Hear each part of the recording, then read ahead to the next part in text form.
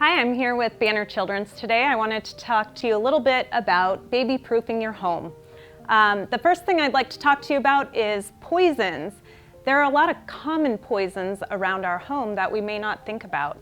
The first one is medication.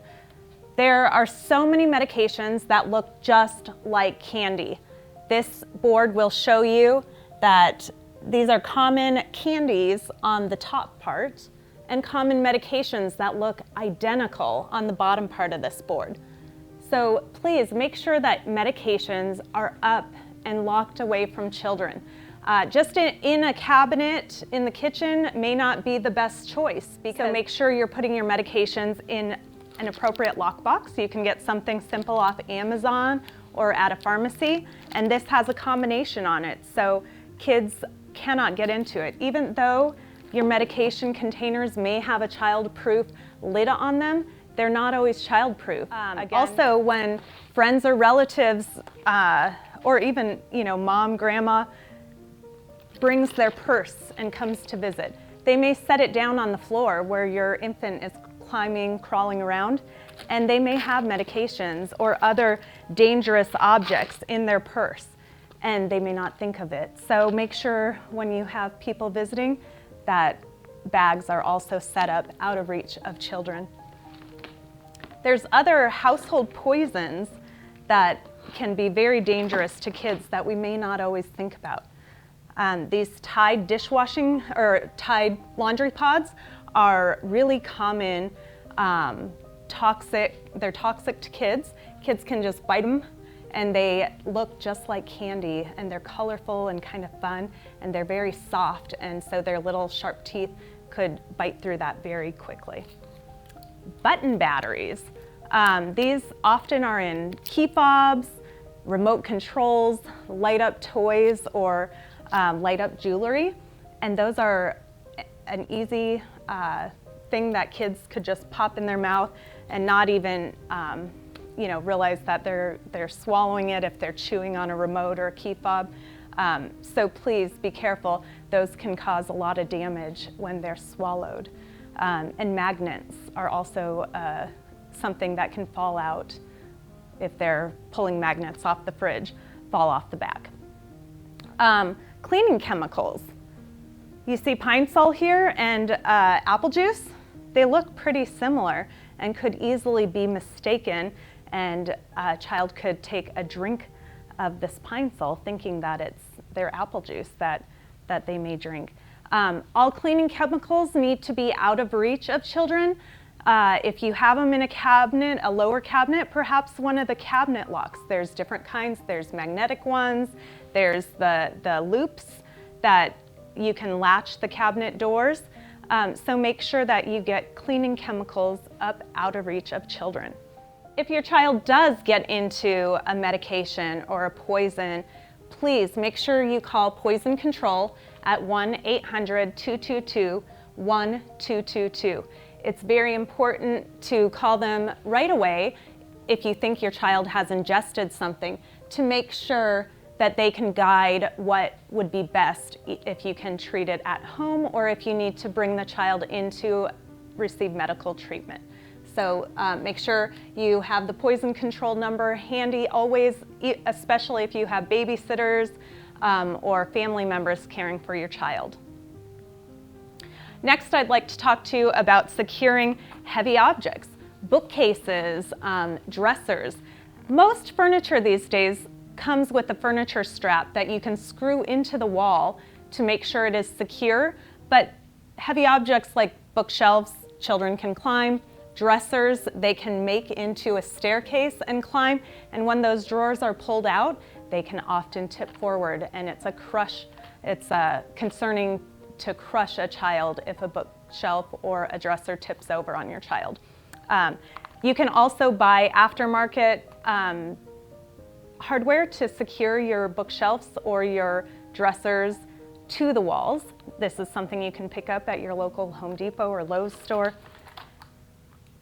Corners, when your child becomes immobile and starts climbing, crawling, climbing, pulling up to standing, just beginning to walk. Or if they're a toddler and just start running, they often trip and fall, and those little heads often line up with corners of tables, fireplace hearths, and these little corner protectors are really great to just cover on the edge of the table here to prevent injuries for kids bumping their heads.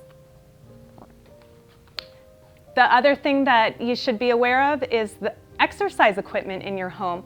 If you have a stationary bike or a treadmill, those can cause injuries to children. So make sure you have your exercise equipment in the off and locked position so treadmill doesn't turn on with a child climbing around it, or the stationary bike, again, that could be a tipping hazard to fall onto a child.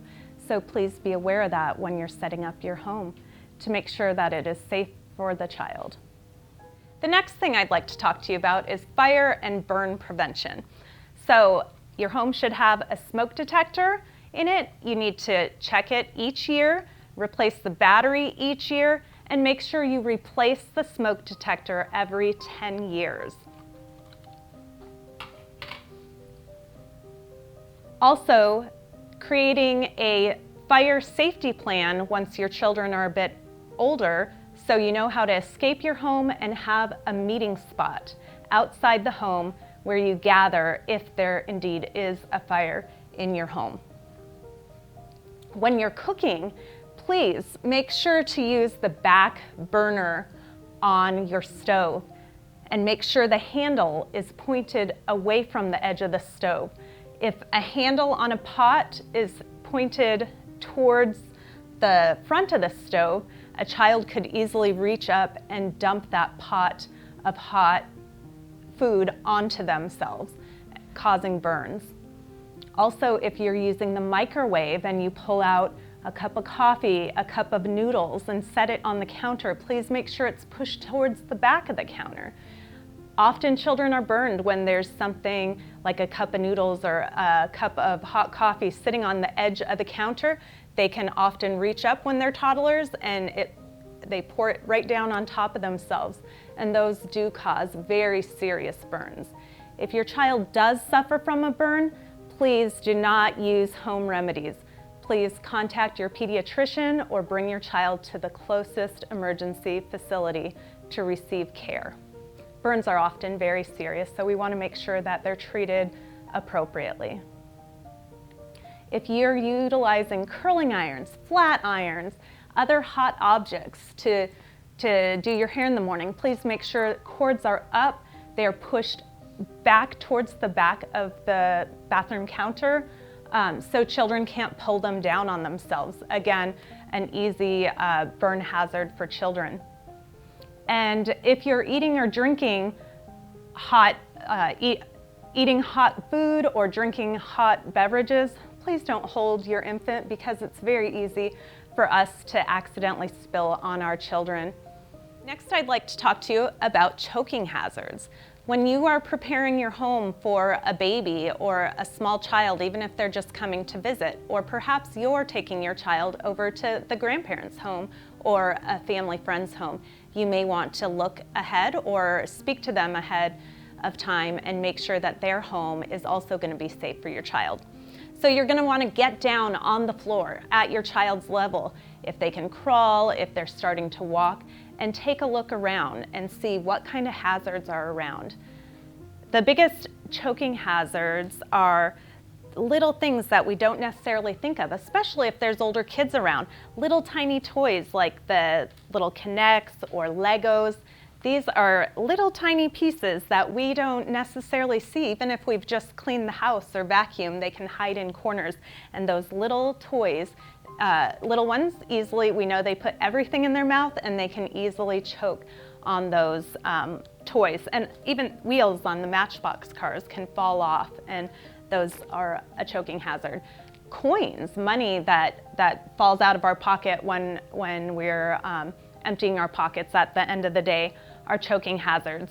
Balloons or fun toys that have latex, the bubbles and that kind of stuff that blow up, you want to make sure that these aren't around. Kids like to put things in their mouth, and a little piece of latex could be a major choking hazard.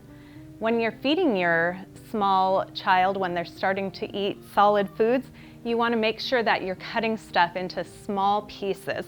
Hot dogs and grapes are often a choking hazard. So instead of handing your child a full grape, you can cut it into smaller, manageable pieces. Same thing with hot dogs, smaller pieces so they can maneuver and swallow those pieces without choking on them. Some additional household safety items that we should touch on today. Gun storage. If you have guns in your home, please make sure that they're locked up and out of the reach of children. Make sure your gun is unloaded and stored. You can also use trigger latches to make sure they're secured. And please store the ammunition separate from the gun. Please teach your children that guns are weapons and they're not toys. Also, around your home, electrical cords. We have electrical cords all over our homes, but children can chew on these. They can become frayed and become a hazard to children. So you want to make sure these are put away or secured to the wall and not accessible to the children. Also check them every now and then and make sure that there aren't breaks or openings in your electrical cords. On windows, make sure your cords for your windows or your blinds are not accessible. Those could be hazards if kids put their head through those cords. You don't want them to hang themselves or hurt themselves with those cords. Electrical outlets. Make sure you're putting the electrical plug covers into your outlets so kids can't stick toys in those outlets. The kids will see holes and like to stick any little toy in there, and that could be very dangerous. Again, with cabinets, make sure your cabinets that have anything that could be dangerous. Lock those cabinets up with either magnetic locks, the little plastic locks. There's all kinds of great baby-proofing gadgets at your local stores. So take a look and think about how you can make sure all those home areas are safe for your children. Door handle locks. They even have great little locks for door handles for the bathrooms or for a bedroom or some other door you do not want children to enter. That is a great deterrent to help kids not get into those different areas. They even have locks to secure your toilet seat lids. So take a look at your home and think about what areas might need to be secured for the little loved ones in your lives. Next, I'd like to talk to you about preventing accidental injuries and falls. So when children are utilizing bouncy seats or bumbo chairs or other little feeding chairs, we never want to put them up on a high surface like this. The reason is a lot of these that you can turn on and they vibrate, they could vibrate right off the table and babies can fall and really get hurt. So they can vibrate right off even if you're just stepping away for a quick moment. Also, car seats, if you set them on the table, could also fall and children can really get hurt. So you're going to want to use your bouncy seats and those other objects on the floor and make sure that children are always supervised when they're in any of these objects. Make sure they're also strapped in. Utilize the straps, even if they're only going to be there for a quick second. It's really important to strap them in. When you're changing your baby's diaper, if you're utilizing a diaper changing table or a pad or even just changing them on the sofa, make sure you always keep one hand over their torso because babies are wiggly and they can fall off even if you're just running to grab the diaper cream or get a fresh onesie. Make sure you're holding on to them. If you need to step away for a moment, set your child down on the floor, on a blanket, or another safe area so they're not at risk of falling.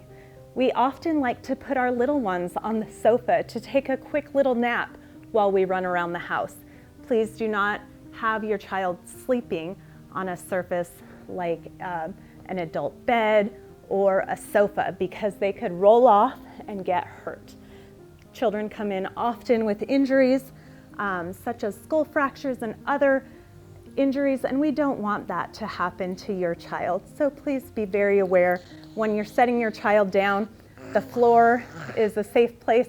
Their crib or their bassinet is also a safe place for them to sit or lay while you run and grab something really quick. When you're utilizing a high chair for your child, make sure that you are utilizing all the safety straps. So when we put a child in, we want to make sure that all the little straps are latched. So there's these 3 on the bottom, but there's also straps that can go over their shoulders, just like this. And I haven't secured these to the straps, but you see how that would be. And then they're secured by 5 points, just like their car seat, and that keeps them safe. Make sure you put the feeding tray on it as well. But if they're strapped in with their 5 straps, as long as they're adjusted appropriately, that should also be safe. Be aware when you use a high chair, this is just a movable high chair that's secured to a regular chair, but the same idea when you use a freestanding high chair. If they are too close to the table base, they can use their little feet, especially when they get a bit stronger like this, and they can push themselves back, and the whole high chair can tip back and they can hurt themselves, their heads and their limbs. So please make sure that you're also being aware with safety when utilizing the high chairs and other feeding chairs. Another area in the house to be aware of. Oh, sorry about that. Are you okay? All right, stairs. If you have stairs in your home, you want to make sure that you have a baby gate at the bottom and also at the top of your stairs. If you're upstairs, children can crawl around, and we don't often think of the top of the stairways, but we need to put a baby gate there so they don't tumble down. And then when we're downstairs, we obviously don't want little ones climbing up the stairs and again falling down. So a baby gate at the bottom of your stairway and at the top of your stairway.